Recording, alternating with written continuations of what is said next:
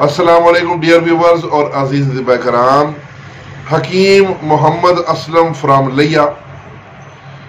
आपका mobile number 030074588023। नुस्खा है जनाब हीपेटाइटिस के लिए। एक पाव बरम डंडी, एक छोटा तुमा यानी उसका तकरीबन 2 से 3 इंच का टुकड़ा हो और 4 किलो पानी। इन सब को अच्छी तरह पहले साफ कर लें, फिर पानी में डाल के अच्छी तरह पकाएं।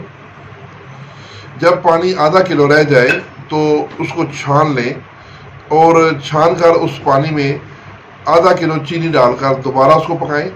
जब शरबत का कवाम तैयार हो जाए तो उसको उतार कर उसको बोतल में भर लें।